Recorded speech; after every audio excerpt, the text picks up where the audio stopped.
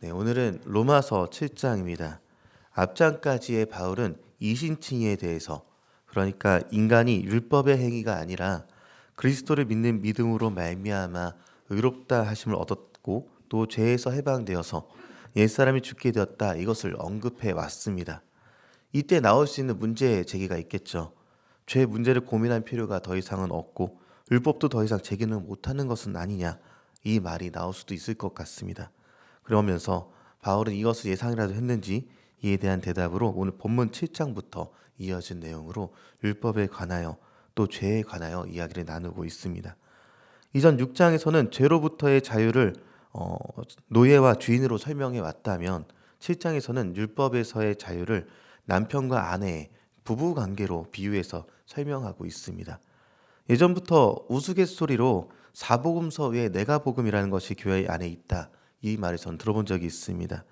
내가 생각해 보니까 신앙생활에서 이것이 맞지 않는 것 같고 저것이 틀린 것 같다, 이렇게 말하면서 성경을 근거해서 말하기보다 믿고 싶은 대로 믿고 하고 싶은 대로 행하는 것들을 이야기를 하죠.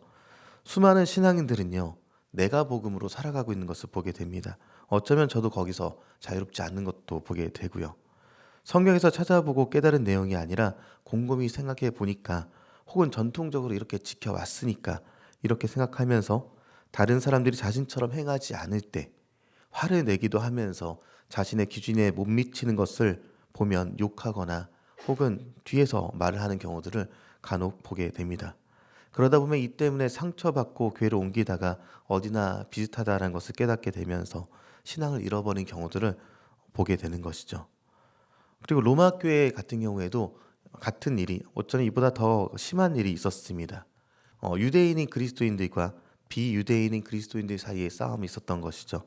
그리고 율법을 가지고 나와서는 교회 안에서 싸움이 계속해서 있어 왔습니다. 로마서는 믿음으로 구원을 받는 구원의 원리에 대해서 기록한 책입니다. 하나님께서 선택하신 민족이라는 이 자부심을 가지고 있었던 유대인들에게 있어서는 율법이 아닌 믿음으로 받는 구원에 대해서 깨닫게 했을 것이고요. 또 유대인이 아닌 다른 민족들에게는 그리스도의 구원에 동참할 수 있는 길이 열린 것에 대해서 감사하게 하는 말씀이었던 것이죠. 그리고 오늘 본문 로마서 7장은 율법에 대한 문제를 다루고 있습니다. 바울이 로마서 몇 장에 걸쳐서 이야기할 만큼 율법과 믿음에 대해서 깊이 있게 다룬 이유는요, 유대 사람들 안에 그만큼 율법에 대한 의식이 뿌리 깊게 박혀 있기 때문이기도 했습니다. 그들은 율법을 다 지켜야만 구원을 받을 수 있다, 이렇게 생각을 했습니다. 그래서 마음으로는 하나님을 섬기지 않으면서도 겉으로만, 몸으로만 율법을 지키며 살아가기도 했던 것이죠.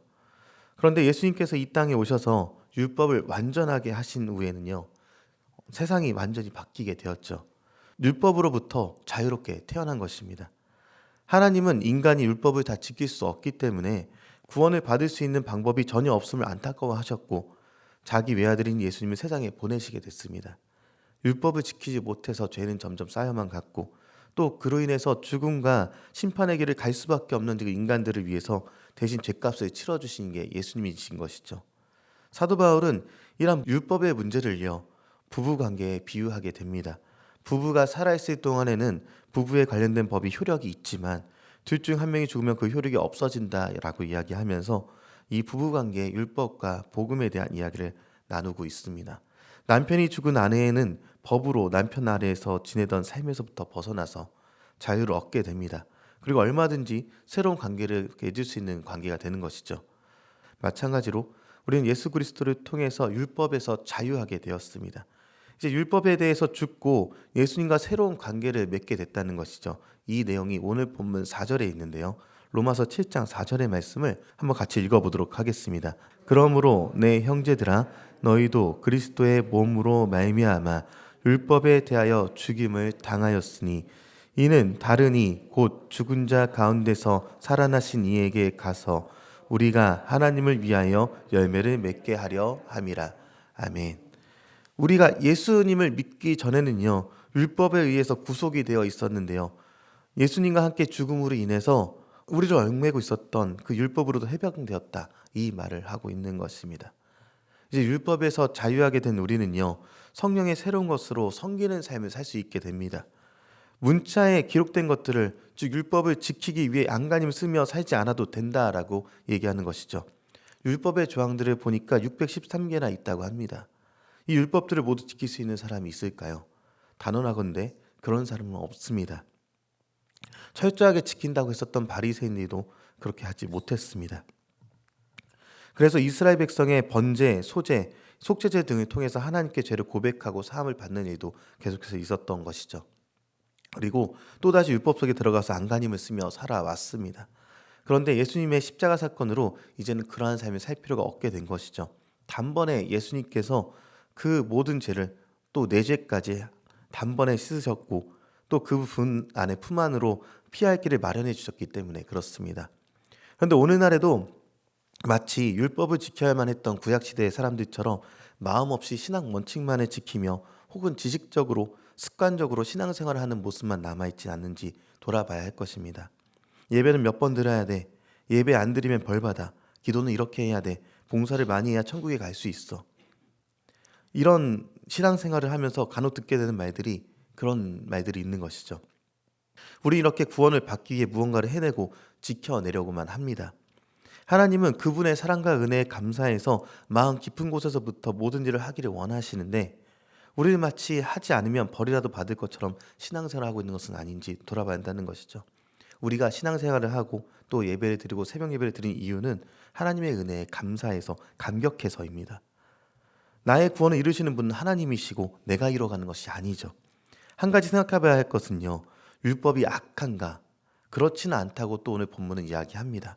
12절 말씀도 한번 읽어보도록 하겠습니다. 이로 보건대 율법은 거룩하고 계명도 거룩하고 의로우며 선하도다. 네, 율법이 악하지 않다고 또 이야기를 하죠. 율법은요, 우리 삶을 비춰봐서 이것이 죄인지 아닌지를 분별하게 하는 기준점이 됩니다. 마치 거울과도 같은 것이죠.